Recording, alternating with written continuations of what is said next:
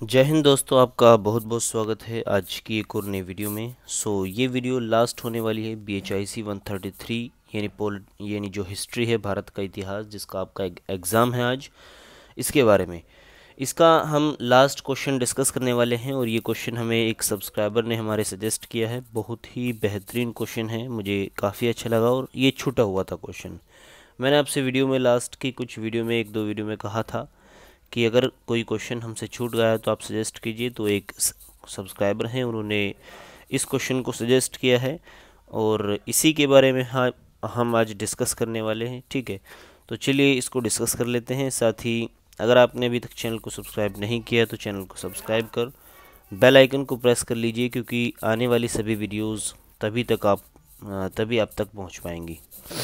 चलिए इस क्वेश्चन को डिस्कस कर लेते हैं। साथ ही इस वीडियो में मैं आपको टेलीग्राम चैनल, कुछ लोगों का नहीं खुल पा रहा है लिंक से, तो आज टेलीग्राम को मैं दिखाने वाला हूं। टेलीग्राम चैनल को मैं उसका नाम बता दूंगा।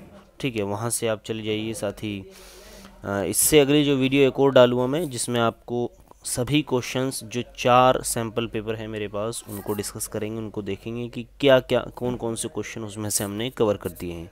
तो आपको एक प्रूफ मिल जाएगा कि जो मैंने क्वेश्चन आपको बताए हैं वो इम्पोर्टेंट ही हैं और प्रीवियस ईयर क्वेश्चन पेपर में भी आए हुए हैं और साथ ही सैम्पल पेपर में भी हैं। ठीक है, गेस्ट पेपर में भी हैं।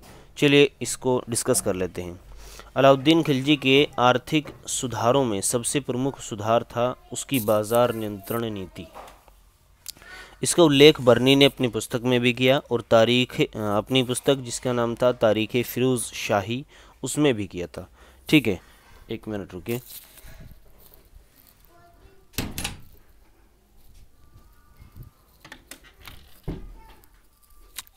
जी, गद्दी पर बैठने के बाद ही अलाउद्दीन की इच्छा संपूर्ण भारत को जीतने की थी। इसके लिए एक बड़ी सेना की ज़रूरत थी। मोरलैंड ने यह अनुमान लगाया है कि यदि वह सामान्य वेतन पर भी सेना को संगठित करता, तब भी धन मात्र 5 वर्षों में ही समाप्त हो जाता। यानी इससे अंदाज़ा हो जाता है कि उसकी जो सेना पर वेतन था, जो खर्च हो रहा था, सैन्य वेतन था, वो काफ़ी ज़्यादा था।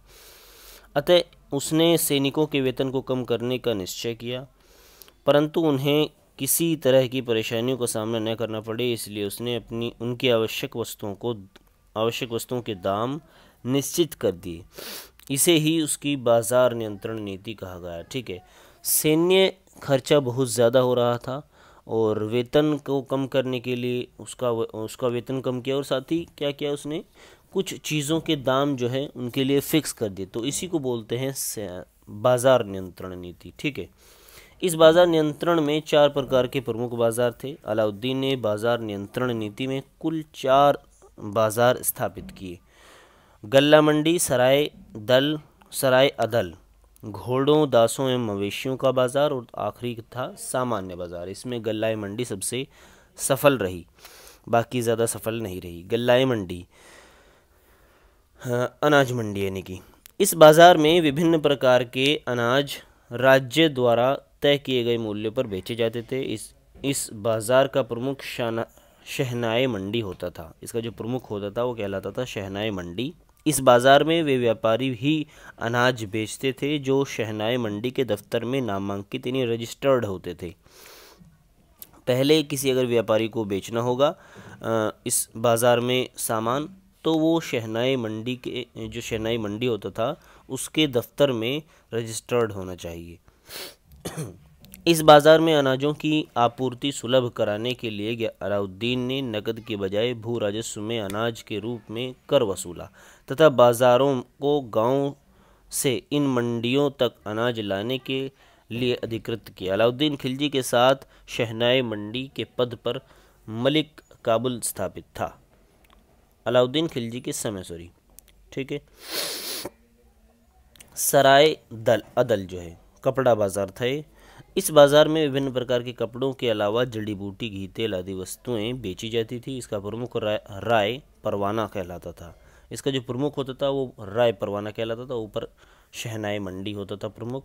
इस बाज़ार में कुछ विशेष प्रकार के वस्त्रों को बेचा जाता था, जैसे तस्बीह, तबरेज़, कंज भावरी, ये सभी प्रकार के अलग अलग किस्म के कपड़े बेचे जाते थे, वस्त्र।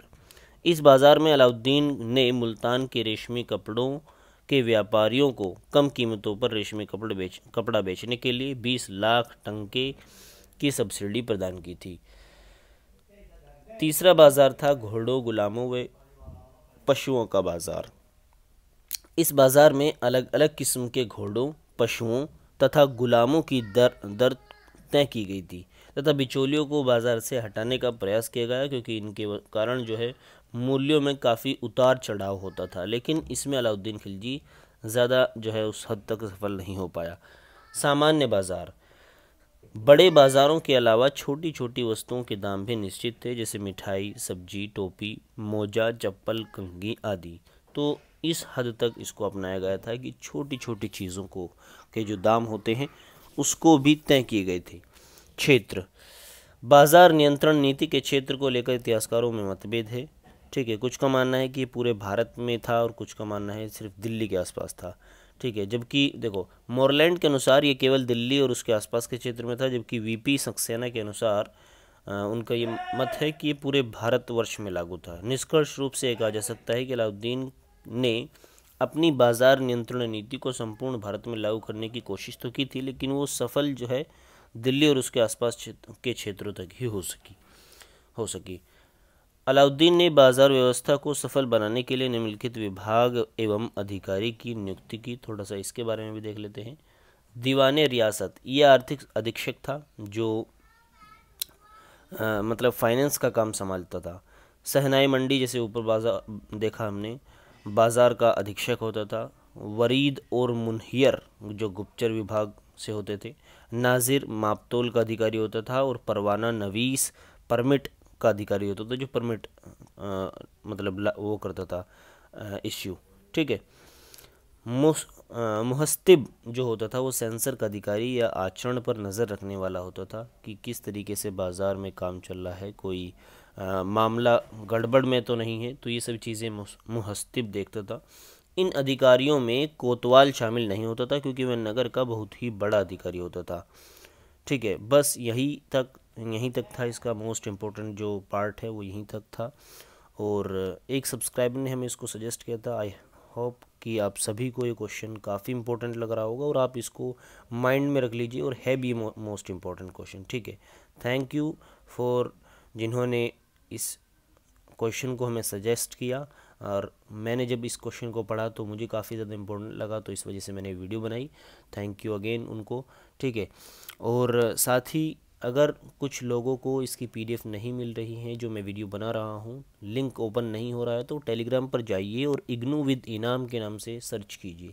इग्नू का छोटा सा एक लोगो लगा हुआ है, ब्लैक, उसका बैकग्राउंड ब्लैक है और नीला जो है नीले कलर का इग्नू का लोगो है, तो इससे आप सर्च कर सकते हैं। ठीक है, और चलिए मिलते हैं अगली वीडियो में। इससे बाद में एक और क्वेश्चन की वीडियो हम डालेंगे, जिसमें पूरे जो 4 सैम्पल क्वेश्चन हैं उसके बारे में डिस्कस करेंगे, और मिलते हैं अगली वीडियो में। चलो, गुड बाय।